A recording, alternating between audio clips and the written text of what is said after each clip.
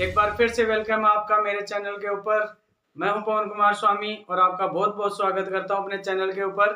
आज अपन जो टॉपिक पढ़ने वाले हैं, एक और जो मैंने आपको लास्ट क्लास में ही बता दिया था, आज अपन इटली के यूनिफिकेशन के बारे में पढ़ने वाले हैं कि इटली का यूनिफिकेशन किस तरह से रहा, कौन कौन इंपॉर्टेंट पर्सन थे जिन्होंने इटली के यूनिफिकेशन में एक बहुत ही इंपॉर्टेंट कंट्रीब्यूशन दिया। एक के बारे में अपन पढ़ ही चुके हैं, अगर आपको पता हो तो कमेंट के थ्रू मेरे को जरूर बताना कि वो कौन सा रेवोल्यूशनरी था जिसने इटली को यूनिफाइड करने का क्या किया था, ड्रीम लिया था, और उसने एक बहुत ही महत्वपूर्ण आधार तय किया था इटली के यूनिफिकेशन के लिए। तो आज अपन इटली के यूनिफिकेशन के बारे में ही पढ़ने वाले हैं।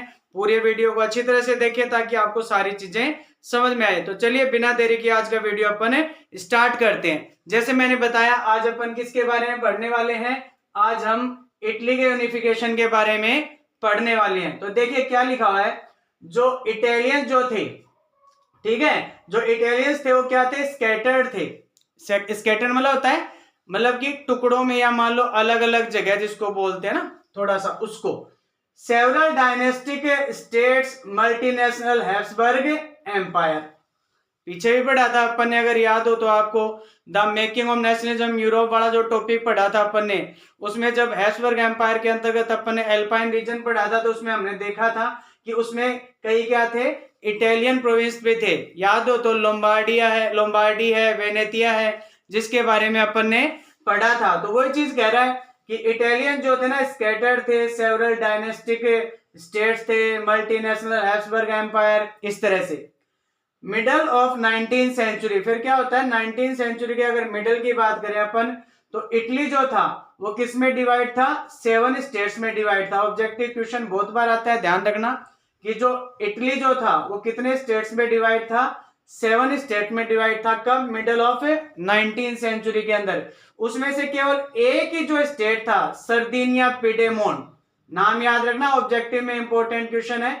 सर्दिनिया पिडेमोंट वाला जो पार्ट था, केवल वही एक ऐसा मान लो स्टेट था जहां पर इटालियन मूल का क्या करता था, राजा शासन करता था।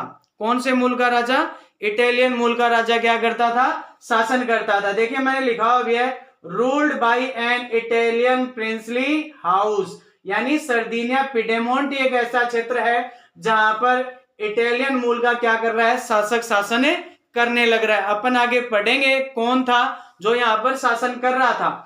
इसके अलावा अपन देखें इटली का कौन कौन सा पार्ट किस किस के अधीन था। देखिए इटली का जो नॉर्थ वाला पार्ट था वो तो ऑस्ट्रियन हैब्सबर्ग एम्पायर के अधीन था, ध्यान दे लेना। इटली का जो नॉर्थ वाला, ऑब्जेक्टिव के हिसाब से नॉर्थ वाला जो पार्ट था वो ऑस्ट्रियन हैब्सबर्ग एम्पायर के अधीन था। सेंटर वाला जो पार्ट था वो था पोप जो थे, किनके अधीन था, पोप के अधीन। आपको पता ही होगा पोप कौन होते हैं, जो चर्च होते हैं उसमें सबसे बड़ी जो अथॉरिटी होती है वो कौन होते हैं, पोप ही होते हैं। तो सेंटर वाला जो पार्ट था इटली का, वहां पर कौन सा, वो वाला पार्ट किनके अधीन था, पोप के। और जो साउदर्न रीजन था किसका, इटली का, वो स्पेन का जो बर्बन किंग था। ध्यान रखना है, ऑब्जेक्टिव क्वेश्चन है, इंपॉर्टेंट क्वेश्चन है, इनके ऊपर ध्यान दे लेना। बाकी मैंने आपको बताया था बड़े क्वेश्चन में इटली का यूनिफिकेशन आ सकता है, जर्मनी का और ब्रिटेन वाला भी आ सकता है, तो इसको ध्यान से देखना आपको। तो जो साउदर्न पार्ट जो था इटली का, उसके ऊपर कौन से राजा का शासन था, स्पेन का जो बर्बन किंग था उसका। आगे देखिए हमने पढ़ा था कि ड्यूरिंग 1830 यानी 1830 के दशक के दौरान जो गुजिपी मजीनी जो था, had sought to unitary Italian republic, अपन ने पढ़ा था कि वो इटली को क्या करना चाहता था, यानी पैचेज में नहीं देखना चाहता था, टुकड़ों में नहीं देखना चाहता था। वो चाहता था कि इटली क्या हो जाए, यूनिफाइड हो जाए। आपको पता हो तो गॉड क्या चाहता है, उसने लेकर एक स्टेटमेंट भी दिया था कि इटली क्या होना चाहिए। आप उसको जवाब देना मेरे को कमेंट के थ्रू। तो वो मजीनी क्या चाह रहा है, मजीनी चाह रहा है इटली यूनिफाइड हो जाए और क्या बन जाए कि रिपब्लिक बन जाए। और इसके लिए आपको पता है उसने कुछ अंडरग्राउंड सोसाइटीज भी बनाई थी जिनको हम सीक्रेट सोसाइटीज के नाम से जानते हैं।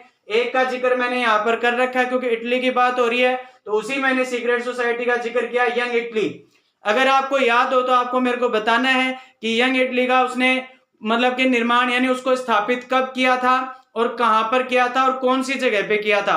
आपको कमेंट के थ्रू मेरे को अच्छी तरह से बताना ताकि मेरे को भी पता चले कि आपको सारी चीजें स्टेप टू स्टेप समझ में आ रही है और आप उनको अच्छी तरह से समझ पा रहे हैं और सही तरीके से उनको प्रिपेयर कर रहे हैं। तो यंग इटली नाम की जो एक अंडरग्राउंड सोसाइटी थी उसने वो बनाई थी। मेन वजह ये थी कि भाई कैसे भी करके इटली को क्या करना है, यूनिफाइड करना है। एक अपन ने क्या पढ़ा था कि कुछ रेवोल्यूशन हुए थे, जैसे एक तो 1831 के अंदर हुआ था, एक 1848 के अंदर हुआ था।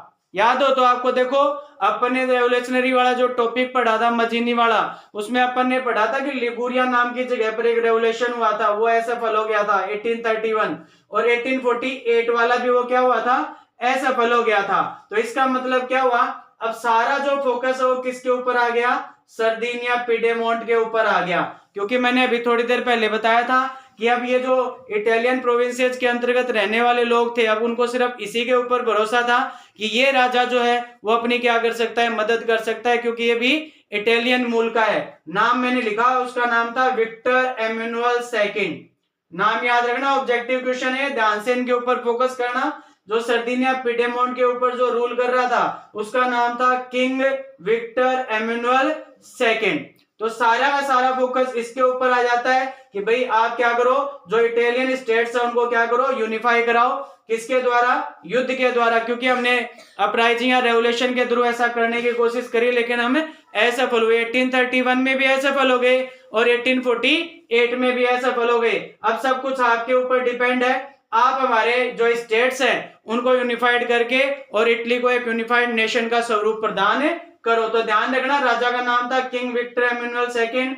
कहां का था, सर्दिनिया पिडेमोंट। कहां का रेवोल्यूशन फेल हुआ था, 1831 के अंदर और 1848 के अंदर। तो ये था अपना इधर वाला पोर्शन। अब इधर आ जाइए, इंपॉर्टेंट चीजें और देखिए। In the eyes of ruling elites of this region, unified Italy offered possibility of economic development and political dominance। वो मैंने पिछली क्लास में बता दिया था कि अब जो कंजर्वेटिव्स थे उनके दिमाग में बात आ गई थी कि इनकी बात मानने में फायदा है, क्योंकि इनकी बात मानेंगे तो जो चीज मैंने लिखी हुई है यहाँ पर किस चीज की पॉसिबिलिटी रहेगी, इकोनॉमिक रूप से भी अपना डेवलपमेंट होगा और पॉलिटिकली भी अपन क्या कर पाएंगे, डोमिनेट कर पाएंगे, यानी अपना विरोध नहीं करेंगे। तो वो चीजें उनके दिमाग में पहले से ही थे, जहन में थी कि ये चीजें करने से अपने को फायदा होगा। किस चीज को, अगर हम इनको यूनिफाइड करने में इनकी मदद करते हैं तो अपना इकोनॉमिकली भी प्रॉफिट होगा और पॉलिटिकली भी फायदा होगा। तो ये क्या करता है, अब ये जो विक्टर एमेनुअल सेकंड जो है ये जिम्मेदारी देता है कैवियोर को। अगर आपको कैवियोर का पूरा नाम पता हो, काउंट डे कैमेलियो कैवियोर उसका पूरा नाम था। तो अब ये सारी की सारी जिम्मेदारी यहाँ का जो चीफ मिनिस्टर होता है कैवियोर, उसके ऊपर आ जाती है। मैंने कहा ना, जैसे अपन ने पढ़ा था जर्मनी के यूनिफिकेशन में जो मूवमेंट चला था या उसको लीड किसने किया था, ओटो वन बिस्मार्क ने किया था, वहां के चीफ मिनिस्टर ने। कहां का चीफ मिनिस्टर था, प्रूसिया का। उसी तरह से यहाँ का चीफ मिनिस्टर कौन था, कैवियोर। कहां का, सर्दिनिया पिडेमोंट का जो चीफ मिनिस्टर था। तो उसने इस मूवमेंट को लीड किया, किसको लिखा ना, unify the region of Italy. कौन से रीजन को यूनिफाई करने के लिए, इटली वाले रीजन को। वो ना तो कोई बहुत बड़ा रेवोल्यूशनरी था ना डेमोक्रेट था, बस सीधी सी बात है वो जो ना डिप्लोमेट बहुत अच्छा था, यानी उसको डिप्लोमेटिक जो है ना कूटनीतिक चाले चलने में बड़ा माहिर था। तो यानी वो योजना बनाने में बड़ा माहिर था, इसीलिए इसको क्या की गई है, जिम्मेदारी दी गई। जैसे बताया गया है कि वो भी, जैसे मान लो यहाँ इटली के अंदर जो वेल्थी और एजुकेटेड लोग रहते थे इटालियन एलाइट के अंतर्गत, संभ्रांत लोगों के अंदर, वो भी उनमें से एक था। बस डिफरेंस ये था कि उसको जो ना फ्रेंच लैंग्वेज बहुत अच्छी तरह से आती थी, इटालियन लैंग्वेज भी आती थी, लेकिन फ्रेंच लैंग्वेज दूसरे जो एलाइट मेंबर्स थे उनकी तुलना में अच्छी आती थी। तो कैवियोर जो है उसका कैरेक्टर स्केच पूछ लेता है कि भाई उसके बारे में बताओ थोड़ा बहुत कैवियोर के बारे में। तो 2 या 3 नंबर के मामले में तुम्हें इस चीज के ऊपर ध्यान रखनी है, बिस्मार्क और कैवियोर। अभी अपन ने पढ़ा कि ना तो कोई बहुत बड़ा रेवोल्यूशनरी था ना डेमोक्रेट था, वो सिर्फ वेल्थी और एजुकेटेड मेंबर जो थे इटालियन एलाइट का, वो भी उसका मेंबर था। बस अंतर इतना था कि उसको फ्रेंच लैंग्वेज बहुत अच्छी आती थी। तो उसने क्या करा, जैसे मैंने कहा डिप्लोमेट था, कूटनीतिक के चाले चलने में बड़ा माहिर था, तो उसने क्या करा, अलायंस बनाया, किसके साथ मिलकर, फ्रांस के साथ। और फिर उसने क्या किया, सर्दिनिया पिडेमोंट वाला जो सीधी सी बात है इटली के यूनिफिकेशन के लिए जो प्रोसेस चल रहा था, उसमें जो ऑस्ट्रियन फोर्स जो थी, अगर आपको याद हो तो अभी मैंने बताया था आपको कि जो इटली का नॉर्थ वाला जो पार्ट था वो ऑस्ट्रियन हैब्सबर्ग एम्पायर के अंतर्गत अधीन था। तो 1859 के ऊपर उसके ऊपर हमला करके और उसको क्या कर दिया, उसने पराजित कर दिया। तो 1859 के अंदर जो नॉर्थ वाला पार्ट था ऑस्ट्रियन हैब्सबर्ग वाला, जो किसके अधीन था? ऑस्ट्रियन हैब्सबर्ग के अधीन था। कौन सा पार्ट?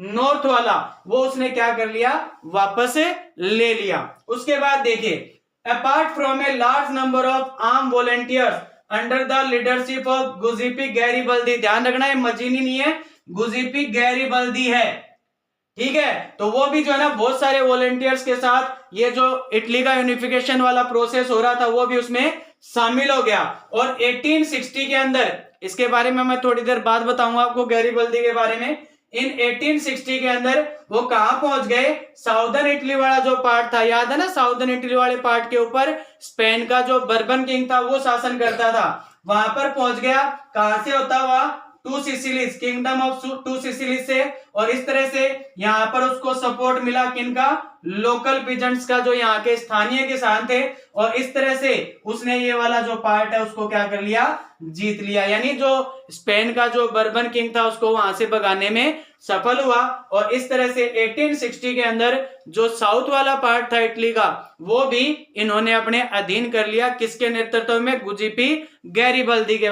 नेतृत्व में। अगर आपको याद हो तो गुजिपी गैरिबल्दी जो है उसका जीवन काल जो है वो 1807 से लेके 1882 तक था। जैसे अपन ने मजीनी का पढ़ा था ना, मजीनी का जन्म भी 1807 के अंदर ही हुआ था। इसका भी गुजिपी गैरिबल्दी का जन्म भी 1807 के अंदर ही हुआ था। कुछ कारणों से, जैसे ये भी जो है ना, जैसे ट्रेड होता था, कोस्टल ट्रेड होता था, तो उस फैमिली से बिलोंग करता था। फिर क्या हुआ? ये मजीनी से मिला था 1833 के अंदर। 1833 के अंदर वो जो यंग इटली के अंतर्गत जो मूवमेंट हुआ था ना, उसमें इसने क्या किया था? पार्टिसिपेट किया था। लेकिन फिर क्या हुआ? 1834 के अंदर जो अपराइजिंग हुई, यहाँ पर कुछ रेवोल्यूशन हुए यहाँ पर इटालियन प्रोविंसेस के अंदर, तो उसको क्या कर दिया गया? यहाँ से निकाल दिया गया था उसको भी 1834 के अंदर। समझ में आ गई बात? 1834 के अंदर फिर क्या हुआ? 1848 तक वो यहां से एक्साइल रहा।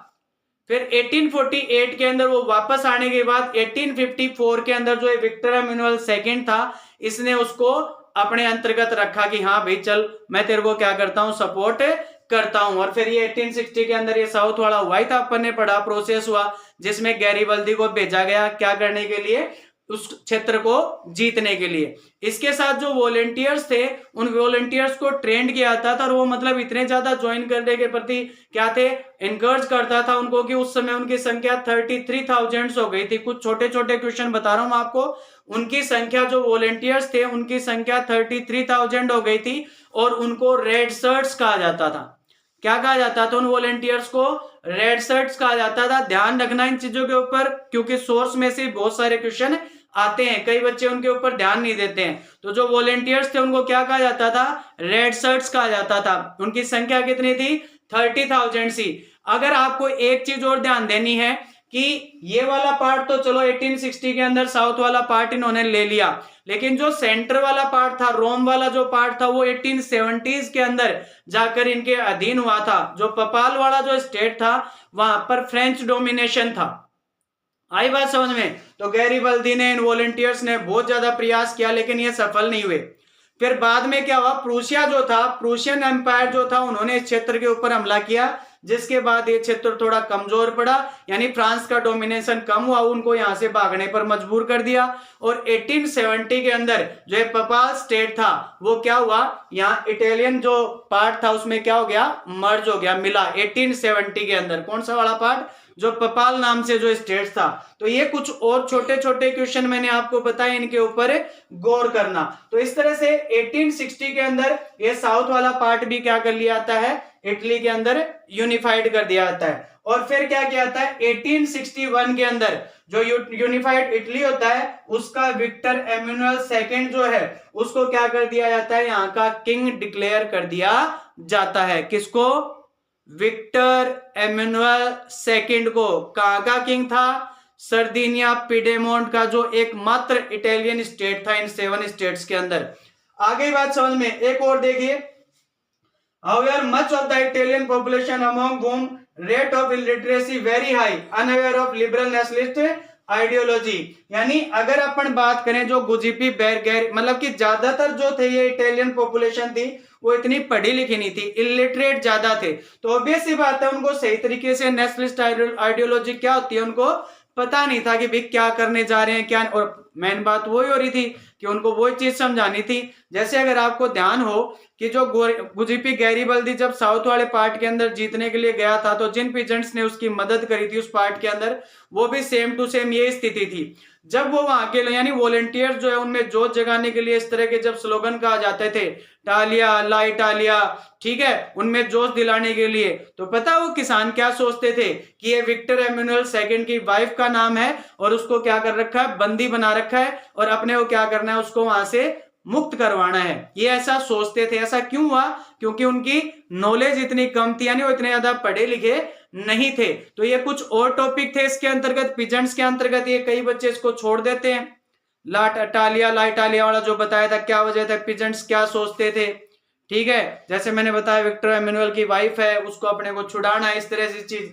तो ये था अपना इटली का यूनिफिकेशन, ठीक है, ध्यान में आया। यानी जो नॉर्थ साउथ वाला पार्ट जब यूनिफाइड किया था 1861 के अंदर, तो किताब के अंदर 1861 के अंतर्गत यूनिफाइड दिखा रखा है किसको, इटली को, नॉर्थ और साउथ वाला पार्ट। सेंटर वाला जो पार्ट था, रोम वाला जो पोप के अधीन था, जैसे मैंने कहा जो पपाल स्टेट जो था, वो वाला जो पार्ट था वो 1870 के अंदर इटली के अंदर क्या हुआ था, यूनिफाइड हुआ था। आई बात समझ में? और वो भी किसकी वजह से, पर्शियन जो एम्पायर था उसकी वजह से।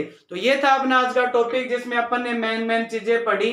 अगर आपको इटली के यूनिफिकेशन में कुछ इंपॉर्टेंट चीजें याद रखनी है तो आपको ध्यान रखना है कि नॉर्थ वाला पार्ट जो था ऑस्ट्रियन हैब्सबर्ग एम्पायर के अधीन था। इटली कितने स्टेट्स में डिवाइड था, 7 स्टेट्स में डिवाइड था। कौन सा पार्ट इटालियन स्टेट के अंतर्गत था, तो सर्दिनिया पिडेमोंट, वहां का राजा कौन था, विक्टर एम्यूनुअल सेकंड, चीफ मिनिस्टर कैवियोर। उसके अलावा नॉर्थ वाला पार्ट कब जीता, 1859 के अंदर। साउथ वाला पार्ट कब जीता, 1860 के अंदर। यूनिफाइड कब हुआ, 1861 के अंदर। जो साउथ वाला पार्ट जीता गया उसको मतलब लीड किसने किया था, गुजिपी गैरीबल्दी ने, वॉलंटियर्स ने उसकी सहायता करी। उसके अलावा साउथ के क्षेत्र के अंदर जो पीजेंट्स थे उन्होंने उसकी क्या करी, हेल्प करी, किसकी, गुजिपी गैरीबल्दी की। मैंने उनका उसका जन्म काल बताया आपको 1807 से 1882 के अंदर।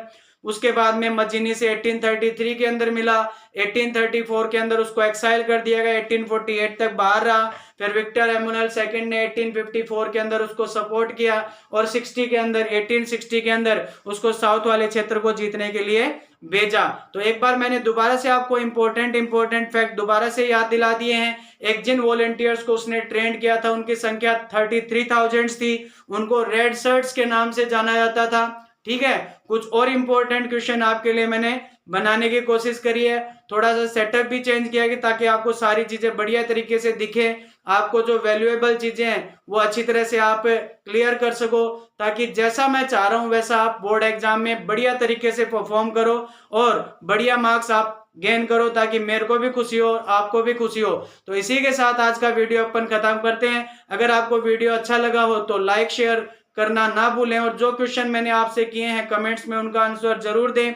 और अगर चैनल पर नए हैं तो चैनल को सब्सक्राइब करना भी ना भूलें और बेल आइकन को भी प्रेस करना ना भूलें, ताकि मैं जब भी आपके पास कोई नया वीडियो भेजूं तो उसका नोटिफिकेशन तुरंत आपके पास आए और उस वीडियो का आप अच्छी तरह से क्या कर सके, फायदा उठा सकें। तो ये था अपना वीडियो, मिलते हैं अगले वीडियो में, तब तक थैंक यू सो मच।